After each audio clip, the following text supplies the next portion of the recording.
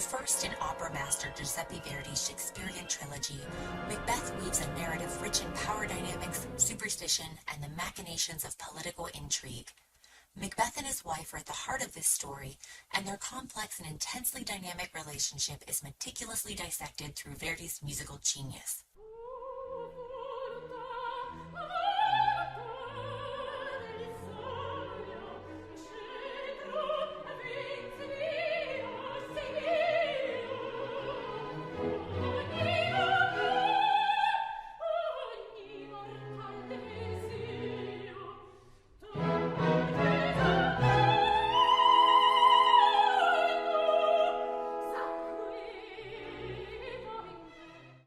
Verdi was intrigued by the story, stating, "This tragedy is one of the greatest creations of man.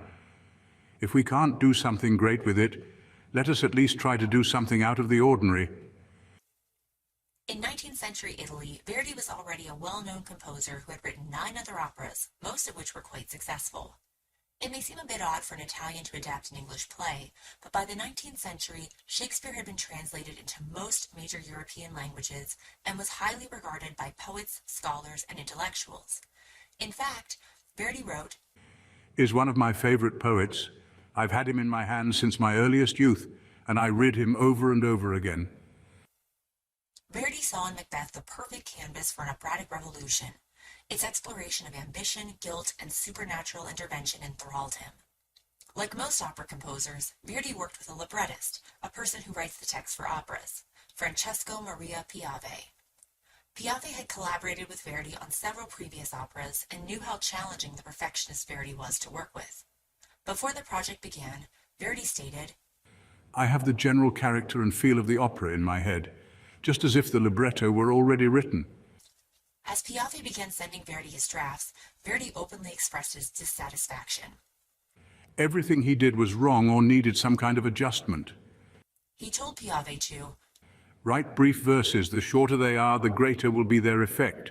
Not a superfluous word they must contain, yet their style must be elegant." The result was that many of Shakespeare's original scenes and lines were cut, and Duncan and Fleance are silent characters. However, the biggest transformation may be how the main characters are portrayed. The opera is a psychological drama that delves deep into the minds of Macbeth and Lady Macbeth, utilizing their vocal lines and orchestral accompaniment to expose their inner turmoil and descent into madness.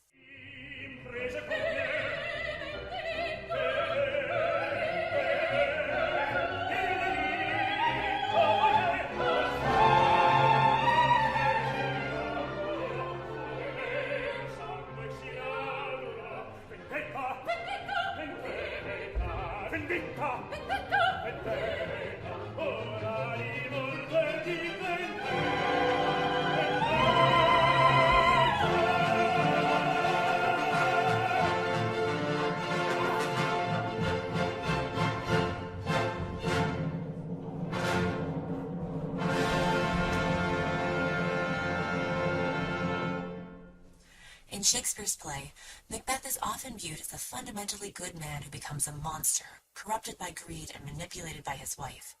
In Verdi's opera, he is a corrupt man with an evil wife, a monster who destroys a country. This opera was unusual for its time. There is no love story. The lead characters are barely recognizable as husband and wife, much less lovers. They are crude political conspirators striving for power. There are no true subplots, and the music evokes a dark, nocturnal world. Verdi's opera Macbeth was originally composed in 1847 amidst a surge of nationalistic fervor. The 19th century marked a time of great upheaval and transformation in Italy. Napoleon invaded in 1796 and reorganized the Italian territories into new kingdoms. Upon his defeat in 1815, the peninsula fragmented into a patchwork of small, often hostile states, many of which fell under the sway of other European powers, especially the Habsburg Empire. Amidst this backdrop of fragmentation and foreign domination emerged the dream of a unified Italian nation, fueled by a movement called the Risorgimento, meaning resurgence, propelled by a widespread desire for unity and independence.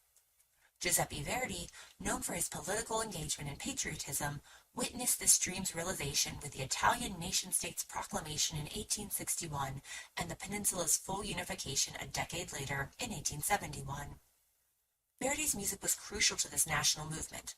His last name, Verdi, was even used as an acronym for one of the movement's slogans, Vittorio Emanuele, Re d'Italia, which was in support of the then-current King of Sardinia, Victor Emmanuel II, who nationalists wanted to become King of a united Italy. The opera chorus was a particularly important symbolic feature for Verdi, showing unity and togetherness in the face of oppression. Notably, the chorus Va Pensiero from his opera Nabucco has endured as a symbol of Italian nationalist sentiment and the unofficial anthem of the Risorgimento. In Macbeth, Verdi created a chorus of Scottish refugees who sing two important choruses in Act 4, embodying the collective consciousness of a nation in turmoil, Patria oppressa, our oppressed country, and La Patria tradita, our country betrayed.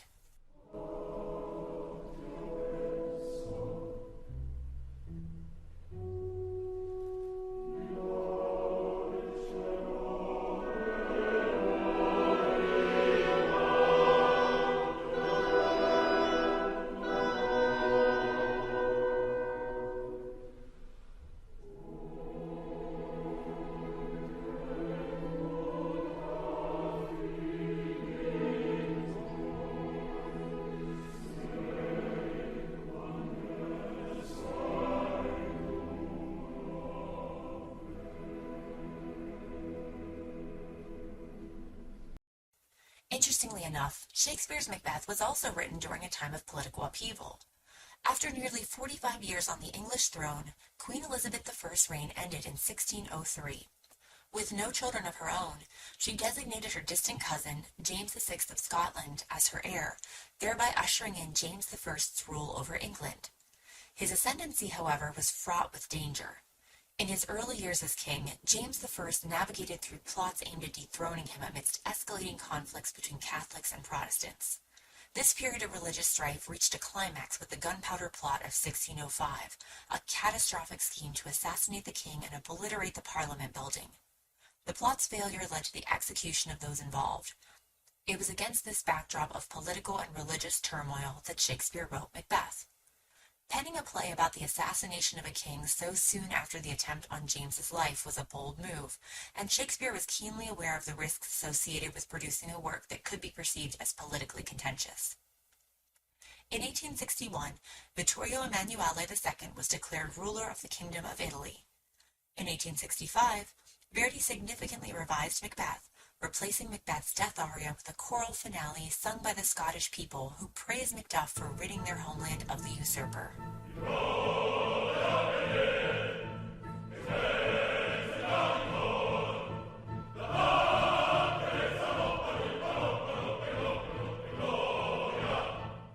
Verdi's opera is still regularly performed today in theaters around the world. Each production takes some creative license with the characters through costumes, set design, and acting. Still, Verdi's musical language remains, providing profound insight into the humanity of these characters and the corrupting influence of power and ambition.